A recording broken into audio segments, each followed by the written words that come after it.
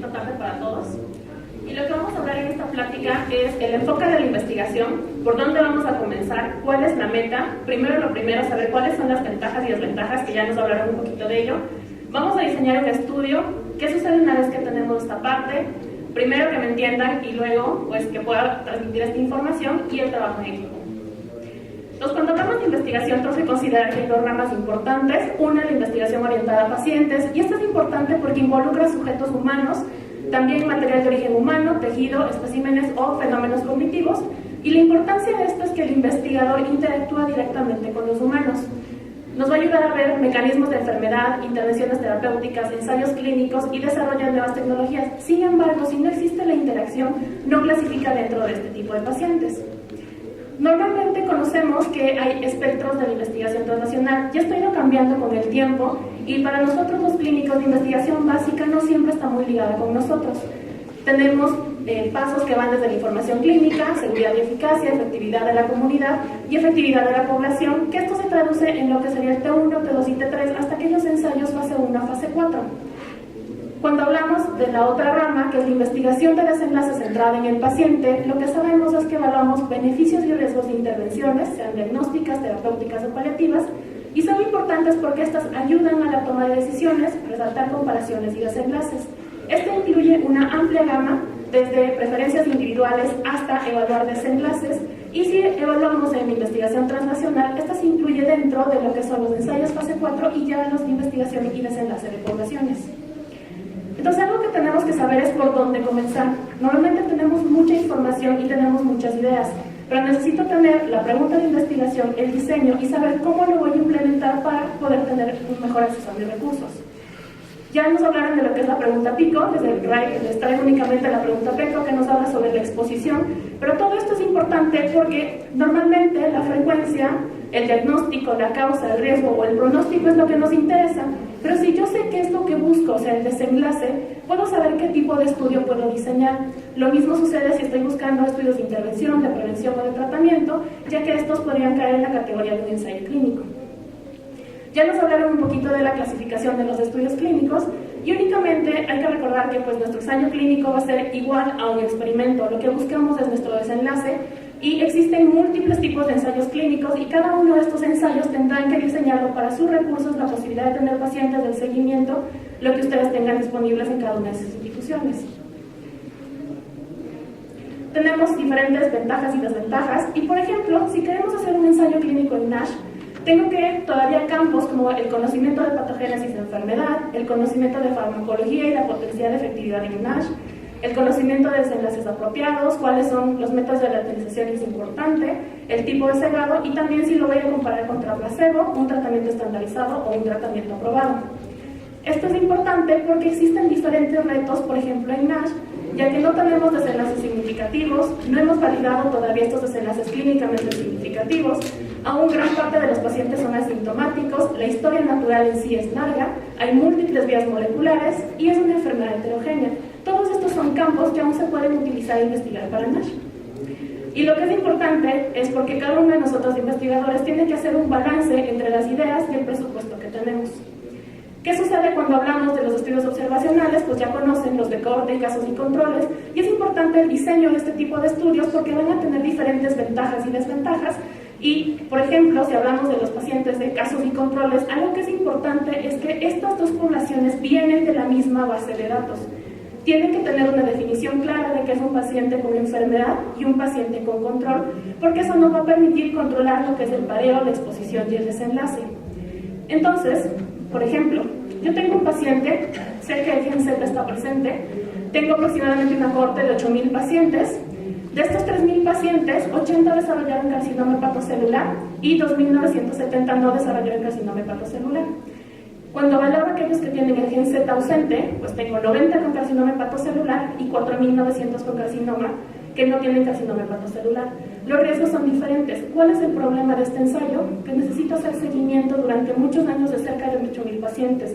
Por tanto, mi presupuesto se eleva, necesito por lo menos 2 fellows, 3 investigadores, 4 pasantes que puedan seguir a toda la cohorte. Si no tengo tantos recursos y resulta que necesito evaluar esta población, lo que puedo diseñar es un estudio de casos y controles. Mismo objetivo, mismos resultados, pero aquí lo que hago es tomar a aquellos pacientes con carcinoma hepatocelular, consigo una cohorte de 170 pacientes, y a estos les evalúo el GENA para ver si está presente o no. Tomo una misma cantidad de cohortes de pacientes, tienen que tener la misma capacidad de ser expuestos y el mismo riesgo de desarrollar carcinoma hepatocelular. Sin embargo, al contar únicamente con cerca de 170 pacientes, pues el realizar el estudio, el screening, tengo menos presupuesto, menos gente y más posibilidad de realizarlo. Sin embargo, las inferencias van a ser diferentes. Cuando hablamos de estudios transversales, muchas veces no nos gustan mucho porque dicen, pues es un estudio transversal, no puedo generalizarlo. Sin embargo, son generadores de hipótesis, son fáciles, rápidos y menos costosos. Entonces, esta es mi hipótesis. Tomar ácido beticólico va a reducir el riesgo de morir por enfermedad cardiovascular. ¿Qué sucede y qué tipo de estudio elegirían? 1.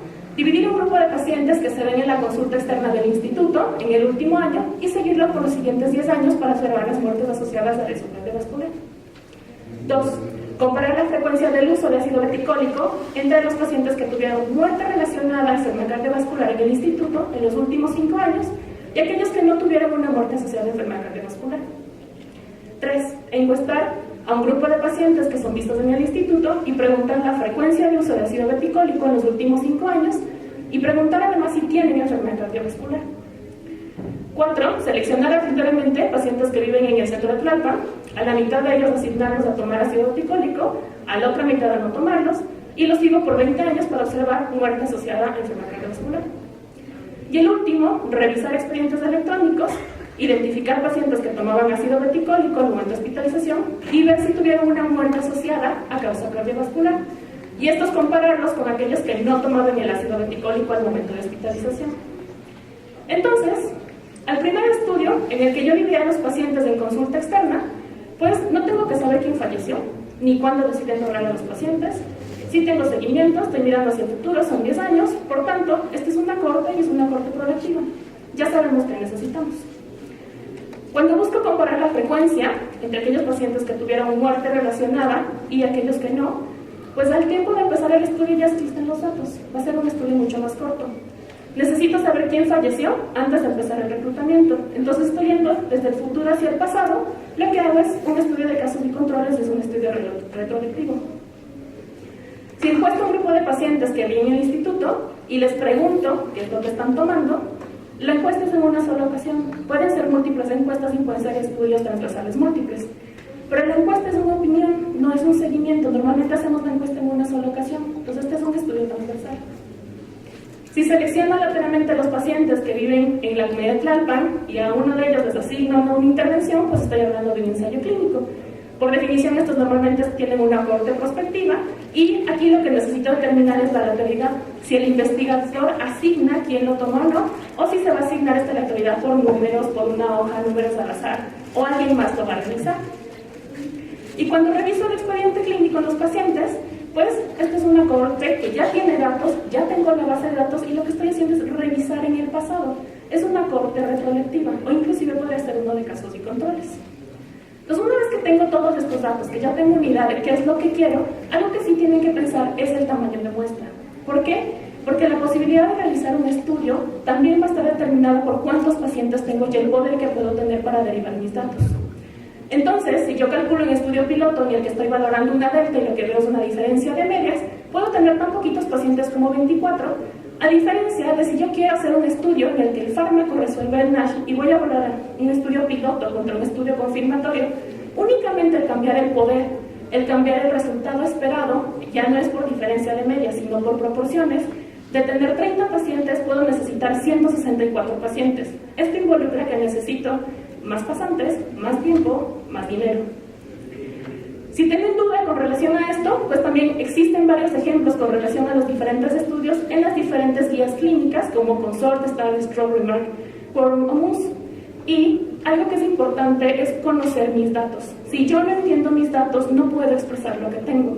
Este es un estudio muy forzado, un ejemplo muy forzado, en el que aquellos pacientes que tienen biopsia hepática se morían más aquellos a los que les hacía biopsia hepática. Sin embargo, cuando tú analizas qué sucede, resulta que quienes les hice biopsias eran más diabéticos, más cirróticos, tenían albúmina más bajita, a priori ya tenían un peor pronóstico. Entonces no es que la biopsia hace que estos pacientes mueran, sino los factores asociados. ¿Qué sucede cuando analizo este otro estudio? Normalmente en los pacientes trasplantados algo que sabemos es que el escóndeme, la edad, da riesgo y tenemos mayor riesgo de morir. Pero en este estudio lo que encontrábamos es que el sodio sérico bajo era un factor protector para estos pacientes. Cuando se analizó toda la cohorte de unos, lo que se encontró es que únicamente estábamos reportando esta franja verde.